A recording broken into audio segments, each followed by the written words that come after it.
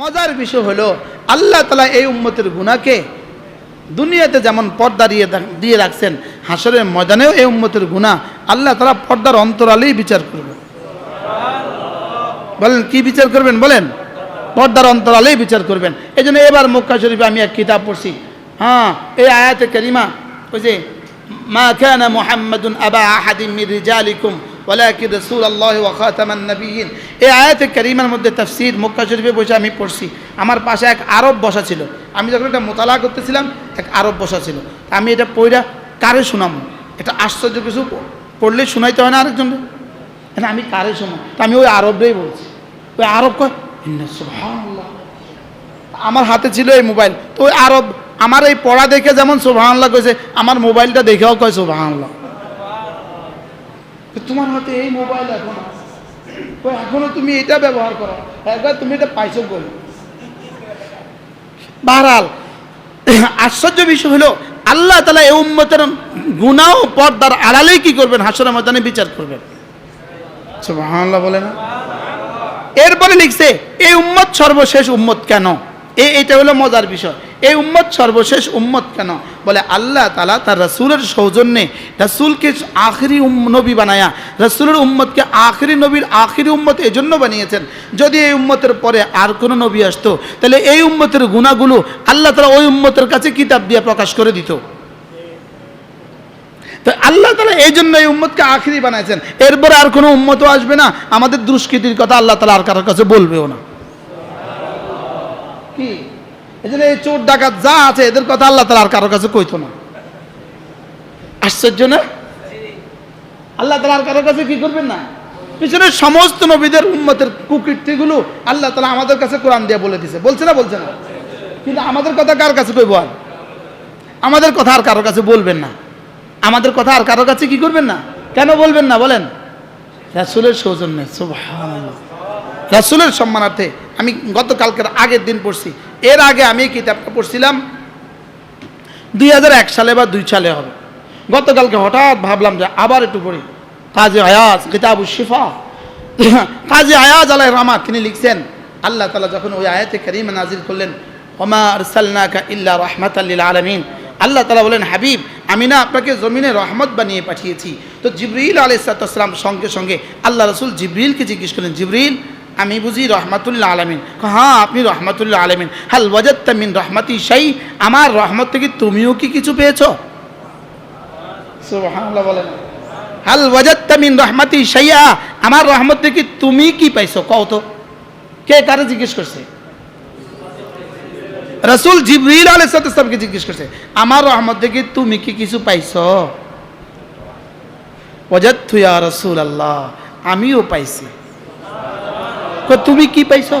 আপনার উপরে একটা আয়াত নাজিল হয়েছে আমার শানে, আপনার উপরে আমার ব্যাপারে একটা আয়াত কি হয়েছে?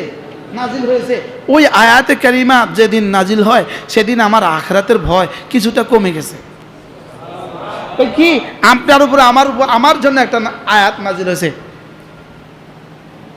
হ্যাঁ মুতাইন সাম্মা আমিন। পুরো আয়াত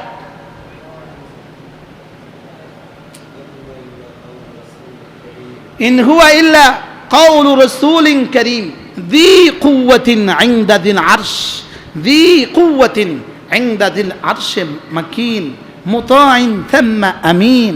আমার ব্যাপারে আপনার উপরে কোরআনে কারীমে রব্বে কারীম বলেন আমি নাকি আল্লাহ তাআলার কাছে আমিন। আমি নাকি আল্লাহ তাআলার কাছে কি আমিন। আমিনের এক তর্জমা হলো যে আমান দেনেওয়ালা। তো আমারও যদি আমান দেনেওয়ালা হয়, নিরাপত্তা দেনেওয়ালা হয়, এখানে আমিন মানে আমানতদার। আমি যদি আমিন হই তো আমারে আবার আযাব দিব কেমনে? সুবহানাল্লাহ বলেন। তো এই শব্দ থেকে আমার কাছে লাগছে যে আল্লাহ আমারে আযাব দিত না, আল্লাহ আমাকে কি দিবে না। যে আল্লাহ তাআলা আমার ব্যাপারে বলছেন জি কুওয়াতিন ইনদা যিল আরশে মাকিন, আমার নাকি আরশের মালিকের কাছে আমার নাকি একটু জায়গা আছে, আমার নাকি আরশের মালিকের কাছে আমার একটু কি আছে? জায়গা আছে, আমার একটু সম্মানজনক অবস্থান আরশের মালিকের কাছে নাকি আছে। আমি নাকি মুতা, আমি নাকি আমিন, এই জন্য আমার কিছুটা ভয় দূর হয়ে গেছে। সুবহানাল্লাহ।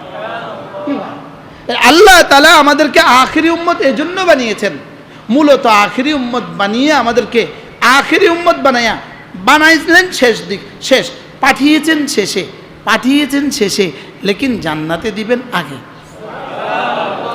বিয়ে বাড়ি 2টা বাজে গেছে, 3টা বাজে গেছে, আপনাদের অনেক মেহমান আছে, লেকিন আপনারা খানা দেন না, কি লিগা? বর কাফেলা, বরের বাহিনী আগে আসুক। বুঝেন নাই কথা?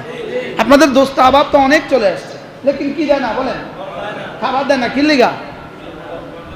বর যাত্রীরা আসুক, আগে তারা খেয়ে নিক, পরে আমরা খাবো। বলেন না? তা আল্লাহ তাআলা যেন সমস্ত উম্মত তো আগে চলে গেছে, ওদের বেলায় বলেন আগে আমার রাসূল আসুক, রাসূলের উম্মত আগে আসুক, পরে তোমাদেরকে জান্নাত দিব। আগে ওদেরকে দিয়ে নেই, সুবহানাল্লাহ বলেন, আগে ওদেরকে কি করে দিয়ে নেই। এই জন্য রাসূল বলেন আনতুমুল আউয়ালুন ওয়া আনতুমুল আখিরুন, তোমরাই শুরু, তোমরাই শেষ, শুরু।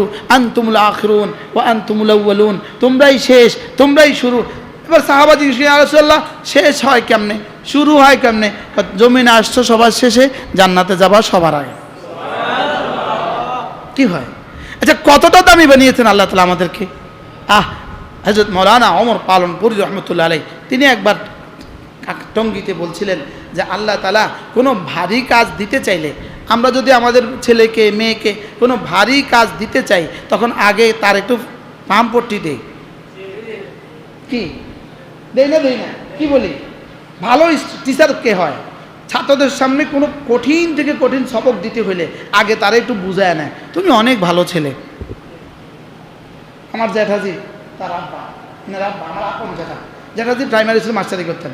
জ্যাঠাজি আব্বা ছিল অঙ্ক করাইতেন, তো আগে ছেলেদের, এই ছেলেরা শুনো, তোমরা অনেক ভালো, তোমরা তো সব পারো। তা আমরা তো তখনই বুঝতাম স্যারে এখন একটা কি দিব, একটা কঠিন অঙ্ক আছে, কঠিন অঙ্ক। স্যারে কঠিন অঙ্কটা করাবার লাগে কি করতেছে? একটা সুন্দর পামপট্টি দিতেছে। তা আল্লাহ তাআলা একটা কঠিন কাজ আমাদেরকে দেওয়ার জন্য আগে হযরত পালনপুরের মতো বলেন আগে একটু পামপট্টি দিছে। কুনতুম খায়রা উম্মাহ, সুবহানাল্লাহ। এই তোমরা না অনেক ভালো, তোমরা না শ্রেষ্ঠ, তোমরা না কি, আমি যত মানুষ পাঠিয়েছি, যত দল পাঠিয়েছি, তোমরা শ্রেষ্ঠ। আমাদেরকে রব শ্রেষ্ঠ বলেছেন, সুবহানাল্লাহ। এই কাজের জন্য রব শ্রেষ্ঠ বলছে। কি গত 5 তারিখের আগে 1 সপ্তাহে 30,000 কোটি টাকা বিদেশে একজনে পাচার করছে, এই কাজের লেগেই শ্রেষ্ঠ বলছে। কি একজনে কত হাজার কোটি টাকা পাচার করছে? 30,000 কোটি। আপনার মোবাইলে ঢুকে না। আরেকজনে কত হাজার কোটি? 50,000 কোটি। আরেকজনে 36,000 কোটি।